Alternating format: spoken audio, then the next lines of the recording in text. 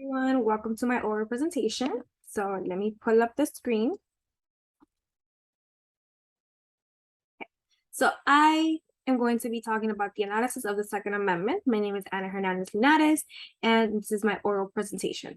So before I begin, I just want to address that this is not an pro-gun or anti-gun PowerPoint. This is strictly a PowerPoint that I'm going to be presenting to educate people on the different policies and different acts that should be implemented, already implemented, and are going to be implemented in the near future.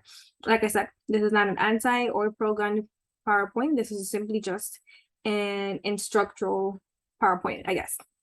So before we begin, obviously, I want to give you guys an overview of what I'm going to be discussing today. So let's begin. So every time you turn on the news, what do you see? Do you see people winning the lottery? Do you see the gas prices going down, puppies finding shelter? No. What you actually do see is another mass murder, another family member just tragically losing their loved ones due to gun violence. So gun violence has honestly been increasing in such an alarming way that there should be restrictions on guns in order to prevent these shootings that are happening not only in America, but worldwide. So gun restriction policies in place actually help reduce crime rates in America or in the US by preventing firearm suicide and mass shootings in adults and teens, also reducing the access to obtaining a dangerous weapon, and it reduces the sales of assault weapons. So, like I mentioned, this is not a pro or anti-gun. I'm just going to simply illustrate or educate what these acts or policies that are in place, what they're doing to help the reduction of crime with guns. So just like I give an overview, I'm going to give a brief history of the Second Amendment, because the Second Amendment is honestly such a controversial amendment. So let's start. So in 1771, a regulated militia and the right of the people to bear arms was introduced. This was the first piece of national gun control legislation that was passed on June 26, 1934. The National Firearms Act, NFA, part of the President Franklin Delano Roosevelt's New Deal for Crime, was meant to curtail gangland crimes of that era, such as the St. Valentine's Day Massacre. So just like any law, amendments, or basically any rule, it does get changed a little. It does have a little tweaks here and there. So in 1791, it was ratified, the amendment, by the U.S. Congress. It had differing interpretations of the amendment, having a feud, long-running debate over gun control legislation and the rights of individual citizens to buy, own, and carry firearms. So with this being said, after it was ratified in 1791, everyone has their own opinion on what the Second Amendment truly means to them. So for me, the Second Amendment might mean something completely different than it means to you.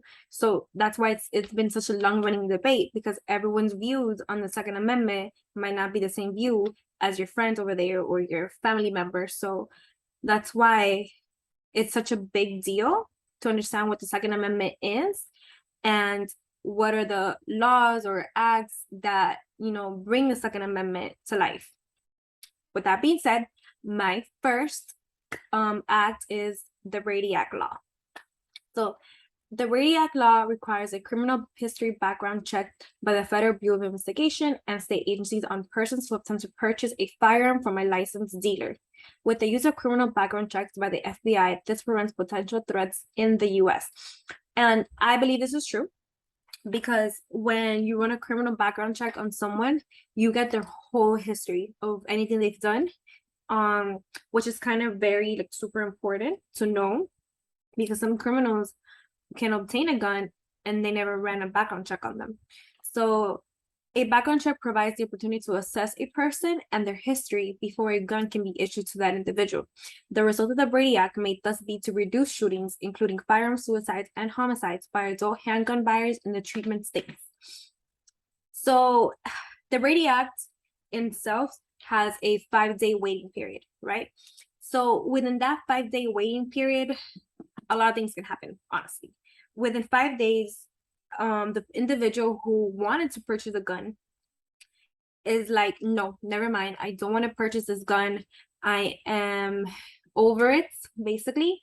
I don't want to continue with having to go through a background check, then having to go again to the dealer. I could potentially be denied, be approved. It's a lot. So within that 5-day waiting period mandated by the Brady Act, some people tend to not want to continue it because it takes too long for them. And, the plans they had can't wait 5 days. So it's kind of like a good idea because it stops the reduction of the suicide rates or deaths because of this waiting period. So with this being said, it says, with the Brady Act, it is known that there has been a reduction of suicide deaths just because of how long it takes to obtain a gun, which leads teens and adults to not go through with it with their initial plans. Some teens may have to Some teens may have intended to shoot themselves or someone else and change their minds during the 5-day waiting period mandated by the Brady Act. So it does work. It does work. It's just you have to have that 5-day wait. So in order for people not to continue their plans, or maybe they won't go ahead with it. So I want to give you guys a little fun fact. 32% of the US adults say they personally own a gun, while a larger percentage, 44%, report living in a gun households. So 32% of the US is, when you read it aloud, it doesn't sound like a lot. But when you actually think about it, anyone in your neighborhood can have a gun in their house. Anyone in your neighborhood, or anyone personally can own a gun.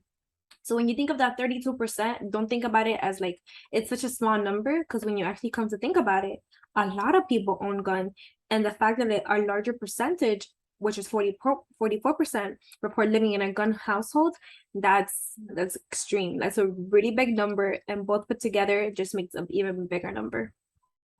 So my second act is the Protecting Our Kids Act.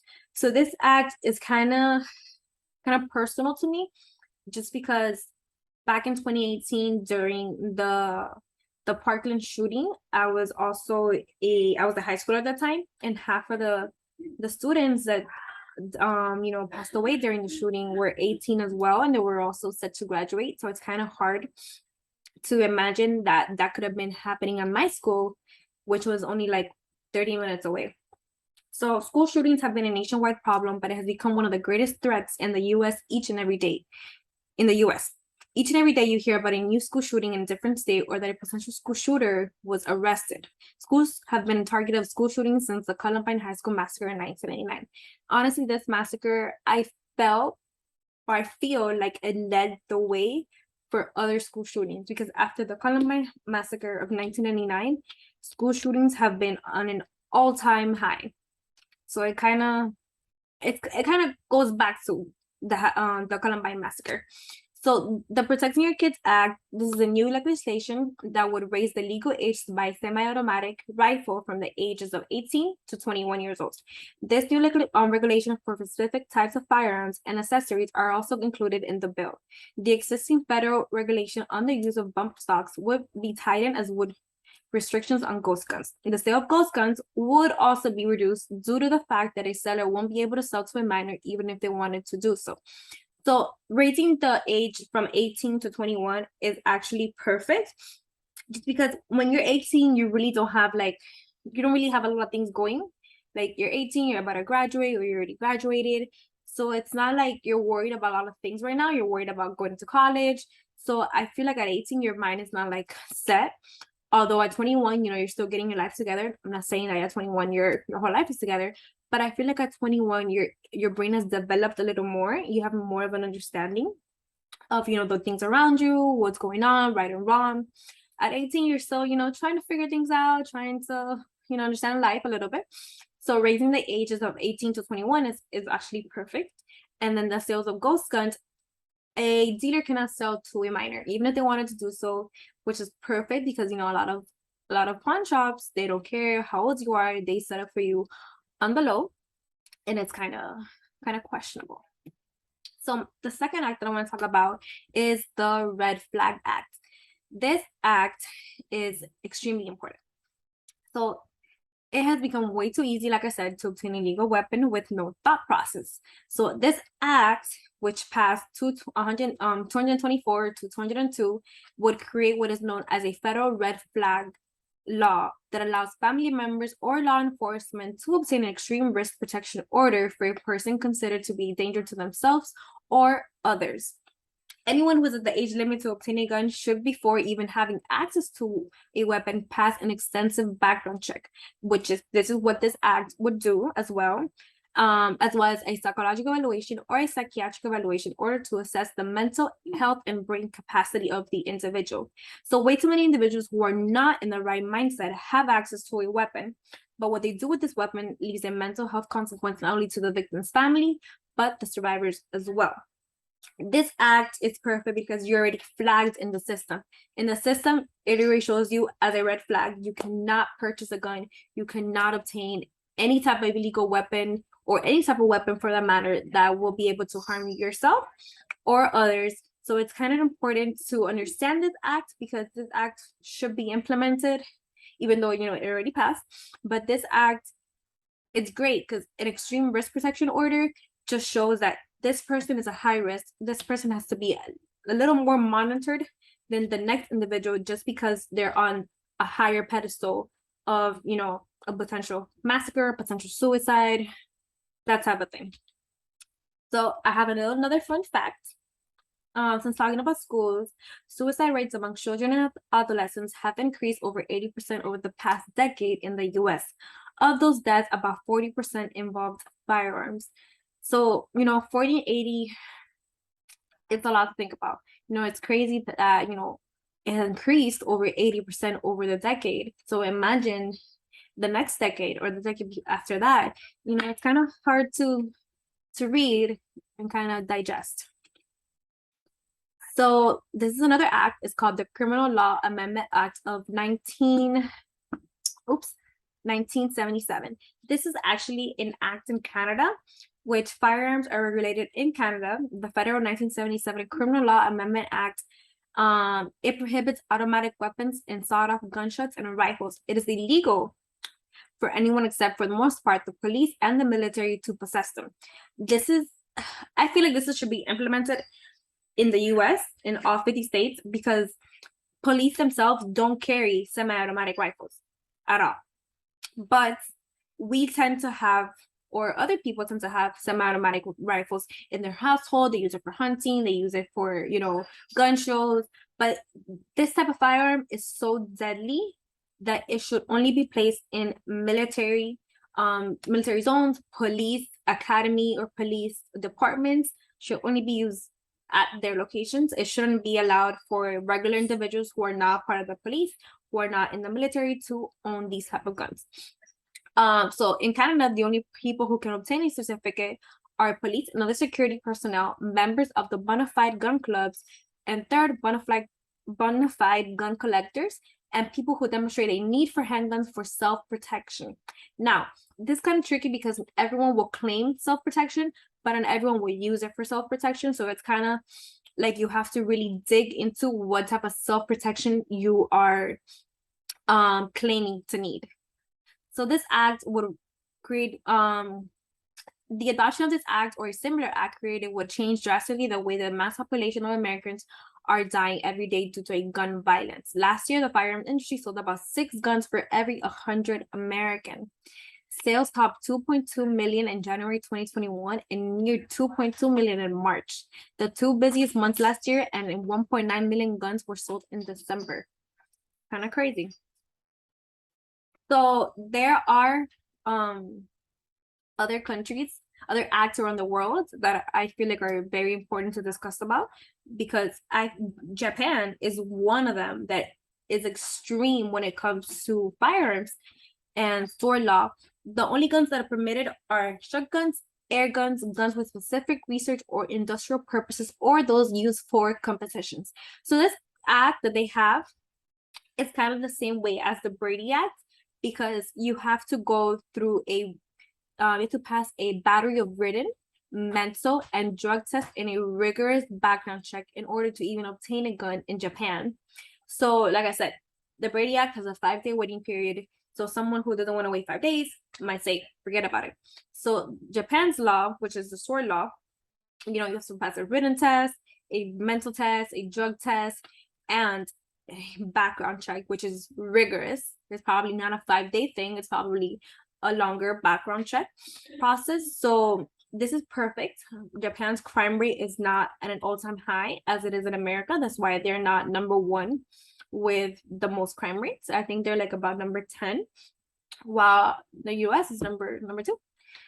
So yes.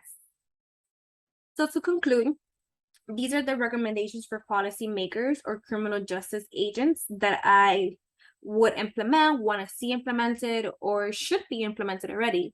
So guns have become part of American citizens' everyday buy, but they also become a want rather than a need for protection. Like I said about Canada's, they said that you need to show a proof of protection. And not that many people right now are buying a gun for protection, more of a need, not a want. Half American, I apologize, more of a want, not a need. Half American citizens buy a gun for hunting, collection, selling, bids, etc. And there's the other half that actually uses it for protection. But gun restrictions reduces crime rates in the US by eliminating individuals who have mental disorder from obtaining a gun. It also reduces the suicide and homicide rate as well as the illegal selling in the black market and mass shootings. Some recommendations that I would give policymakers or criminal justice agents would make an extreme risk protection order available in every state. Extreme risk protection order provides a crucial tool for family members and law enforcement to intervene and prevent tragic shooting. Another one is to disarm all domestic abusers. If you're a domestic abuser, you should not be able to buy, obtain, or borrow a weapon. It's common sense in a way. Another policy or recommendation would be ban assault weapons and high capacity ammunition magazines. Rifles are extremely deadly. Some people mostly won't survive this type of weapon because it's so like deadly that you can't survive it sometimes. And the last thing I would say would be background checks for all firearm purchasers, including sales by gun dealers, sales at gun shows, sales made online, and private gun sales between individuals. Just because you're selling to your mother, your brother, your sister, doesn't mean you don't have to pass a background check. If you're going to obtain a gun, you need to pass a background check because it's common sense. So these recommendations should be implemented also from other countries around the world that has decreased in gun violence. Some countries don't have the type of gun violence we have because they're so strict in the way you purchase a gun, the way you obtain a gun. So I feel like these recommendations are important to look at, digest, take a look into research. And yeah, so I just want to say thank you for coming to my PowerPoint research. Like I said, this is not an anti-gun or pro-gun PowerPoint. I just wanted to illustrate or, show what different acts that we have or should have in order to have some type of protection when it comes to gun control or, reducing crime rates in America. So thank you guys for coming to my PowerPoint oral presentation, and I hope you guys enjoyed. Thank you.